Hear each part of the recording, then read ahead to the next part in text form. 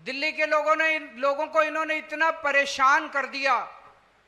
लोग आते हैं मेरे से मिलते हैं, चारों तरफ कूड़ा ही कूड़ा कर दिया, चारों तरफ इन्होंने सड़कों की रिपेयर नहीं होने दी और ओवरफ्लो करा रहे हैं, सीवर की मेंटेनेंस नहीं होने दी, सीवर की सफाई नहीं होने दी। और तो और कई इलाकों के अंदर मेरे को एमएलए कईयों ने बताया, कार्यकर्ताओं ने बताया, इन्होंने सीवर के अंदर सीमेंट के कट्टे डाल डाल के सीवर ब्लॉक कर दिए। करे कि नहीं करे? ऐसे कौन करता है? अपने ही शहर को, अपने ही देश को बर्बाद कौन करता है? जो लोग गद्दार होते हैं, देश के साथ गद्दारी करते हैं, ऐसे तो दुश्मन करता है। ऐसे तो कोई दुश्मन देश का आदमी करता है। कोई अपने देश का आदमी ऐसे अपने देश के साथ कैसे कर सकता है? नहीं कर सकता। इतनी गंदी राजनीति, इसलिए इन लोगों ने हमको जेल में डाला।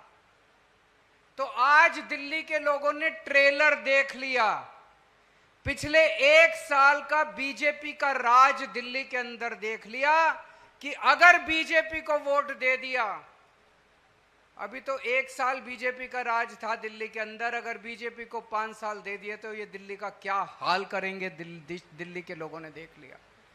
9 साल में हमने जितने काम किए, 1 साल के अंदर इन्होंने उन कामों का सत्यानाश कर दिया। तो 5 साल में ये क्या करेंगे? 5 साल में हमने जितने काम किए थे, इनका मकसद है वो सारे काम खत्म करने का। क्यों? क्योंकि इनकी 22 राज्यों में सरकारें हैं, वहां आवाज उठने लग गई है। जैसे गुजरात का चुनाव में लड़ने गया पिछली बार, वहां जनता इनसे, बीजेपी वाले से पूछ रही थी, भाई केजरीवाल ने दिल्ली में, पंजाब में बिजली मुफ्त कर दी, गुजरात में क्यों नहीं करते? मध्य प्रदेश वाले पूछ रहे हैं कि हमारे यहां बिजली मुफ्त क्यों नहीं करते? वहां पे राजस्थान वाले पूछ रहे हैं, उत्तर प्रदेश वाले पूछ रहे हैं, उत्तराखंड वाले पूछ रहे हैं कि हमारी बिजली मुफ्त क्यों नहीं करते? हमारे महिलाओं की बस यात्रा मुफ्त क्यों नहीं करते? हमारा पानी मुफ्त क्यों नहीं करते? हमारे को इतनी शानदार सड़कें क्यों नहीं? हर जगह इनकी आवाज उठने लगी और इनके पास कोई जवाब नहीं है। तो इन्होंने एक ही तरीका निकाला है, पहले हमको गिरफ्तार करके दिल्ली के काम रोके, जब वो नहीं रुके तो अब इन्होंने प्लान करा है किसी भी तरह से दिल्ली की सत्ता पे काबिज हो जाओ और दिल्ली की सत्ता पे ये काम कराने नहीं आना चाहते, दिल्ली की सत्ता पे आना चाहते हैं, दिल्ली के काम रोको ताकि गुजरात वाले आवाज ना उठाएं, उत्तर प्रदेश वाले। अगर ये दिल्ली की सत्ता पे आ गए तो दिल्ली के जितने काम हम सब लोगों ने मिलकर 10 साल में मेहनत करी है, ईमानदारी के साथ काम करे हैं, सारे बंद कर देंगे ये लोग। 70 साल से इन पार्टियों ने कुछ नहीं किया, 75 साल इन पार्टियों ने कुछ नहीं किया, बस लूटा इन पार्टियों ने मिलकर। इतना पैसा कमा लिया, इनकी 7 पुश्तें घर बैठ के कमाएंगी। 70 साल से 75 साल से किसी पार्टी ने स्कूल, अस्पताल, बिजली, पानी की बात नहीं करी, उनके मुंह से नहीं निकलता। हरियाणा जाते हैं, जाट नॉन जाट करते हैं, महाराष्ट्र जाते हैं, मराठा नॉन मराठा करते हैं, कहीं और जाते हैं, हिंदू मुसलमान, बस इसी बात पे वोट मांगते हैं ये लोग।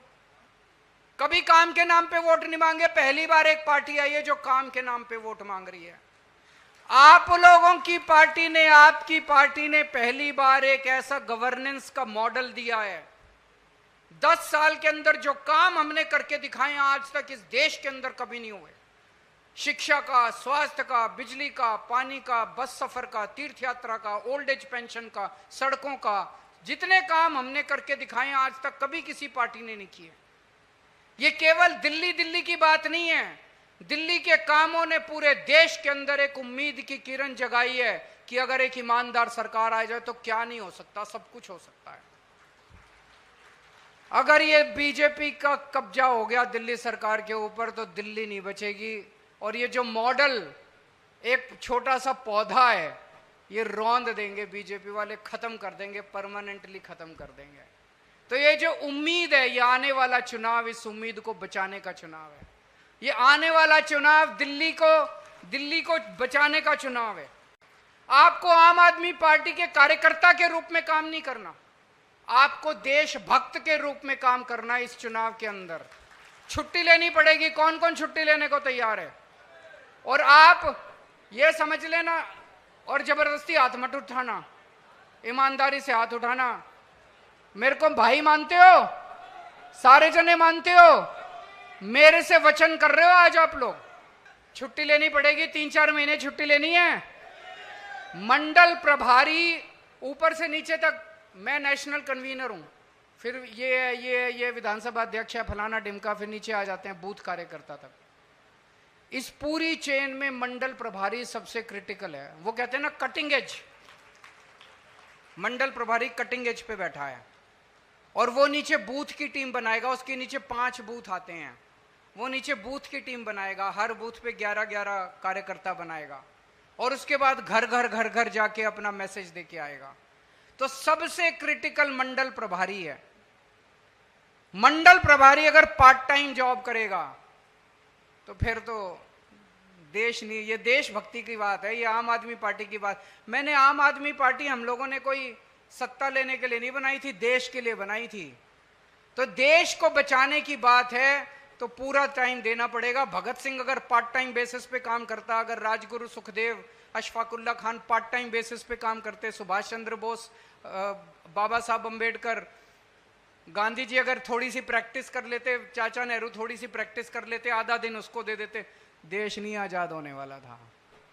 यह आजादी की दूसरी लड़ाई है, और इस आजादी की दूसरी लड़ाई में मेरे को बड़ा गर्व है कि हमारे लोग जेल जाके और जेल से बाहर आके आए हैं।